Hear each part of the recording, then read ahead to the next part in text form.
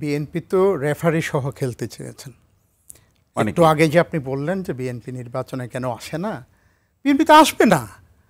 একটা কথা হচ্ছে মাঠে যিনি রেফারি থাকবেন, এখানে আমি ধরেন ইলেকশন কমিশন ধরতে পারি, তিনি দেখবেন যারা মাঠে আছেন খেলতে এসছেন তারা যেন ফেয়ার প্লেটা পায়। আর যে মাঠেই আসলো না, মাঠের ওই দূর থেকে ইট পাটকেল বোমা ছুড়ে খেলাটাই পণ্ড করতে চায়, তার সাথে যারা মাঠে খেলছে তার সাথে আপনি কী করে তুলনা করেন? পারবেন না তো। বিএনপি 14 সালে তাদেরকে যে প্রস্তাব দেওয়া হয়েছিল, দেখেন কি না ছিল, এটি আমি রিপিট করতে যাব না। 18তে কি হলো, ডামি প্রার্থী দিল 5 থেকে 7 জন করে করে। দেখুন এই যে ডামি আজকে কথা বলেছে, ডামি তো শুরু করেছে বিএনপি 18 নির্বাচন থেকে, অন্য কোনো বিষয় তো না। আপনার দল থেকে তো বিএনপিকে বলা হলো আস্থা রাখুন 18 নির্বাচনের আগে, তাই বলে ওই 7টা প্রার্থী দিয়ে রাত্রে ঘুমাবে ইলেকশন না করে? আমি তাকে কিছু সিট দিয়ে দিব? কি অদ্ভুত আবদার! এত তো কথা ছিল না, আরও কিছু সিট দেওয়ার কথা ছিল। আরে কে কাকে সিট দিতে পারে?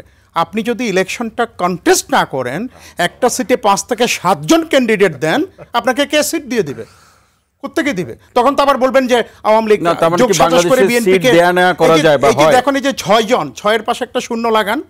আমি কুদ্দুস আফরাদ ভাই যথার্থই বলেছেন, রুমিনরা যেভাবে পার্লামেন্টে লেজিসলেটিভ পারফরমেন্সটা করেছেন, আই ডু স্যালিউট হার, আমি তাকে সামনেই বলি।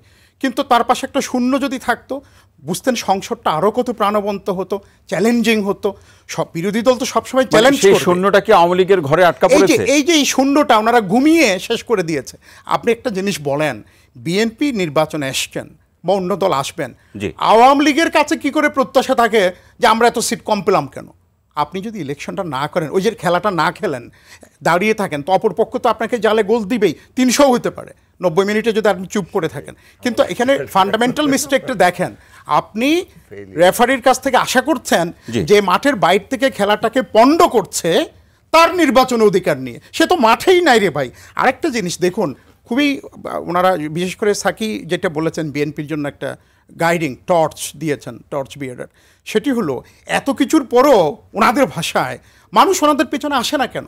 আসে না কারণ হলো বাংলাদেশ আওয়ামী লীগের বিকল্প মানুষ এখনও পায়নি, বিশেষ করে মাননীয় প্রধানমন্ত্রীর। এটা বললে অবশ্য একটা সমস্যা আছে, ওনারা তখন প্রধানমন্ত্রীকে ফিজিক্যালি এলিমিনেট করার জন্য টার্গেট করে 21শে আগস্টের মতো। আমি এটা বলে আবার ভাবছি যে আমি কি করছি এটি, কারণ ওনার বিকল্প এখনও পর্যন্ত পায় না। ওনার স্টেটসম্যানশিপ, ওনার ম্যানেজারিয়াল সুপেরিয়রিটি সব কিছু বিএনপি যে নো ম্যাচ, হতেই পারে না। তো মানুষ কেন তাকে বিশ্বাস করবে?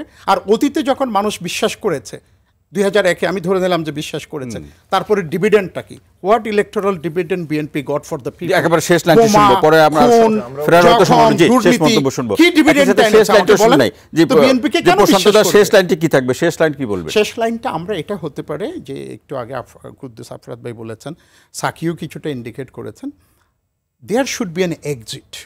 সাইকেলের দুটো চাকা, বিএনপি একটি, ধরে নিচ্ছি বিএনপি সহ সবাই মিলে একটি, এই দুটো চাকাকে ফাংশন করতে হবে। না হলে আওয়ামী লীগ একা একটা সাইকেল এক চাকা নিয়ে ঠেলবে, আবার উল্টা আওয়ামী লীগকে আপনি অভিশাপ দিবেন, এটি হবে না। আওয়ামী লীগকে বরং ধন্যবাদ দেওয়া উচিত। এই শোনেন, বিকল্প দেখেন তো, নির্বাচন না হলে কি হতো? 14 না হলে কি, 18 না হলে 24 কি হতো বলেন তো? নির্বাচন না হলে একটা সাংবিধানিক সংকট তৈরি, বিএনপি সেটাই চেয়েছে।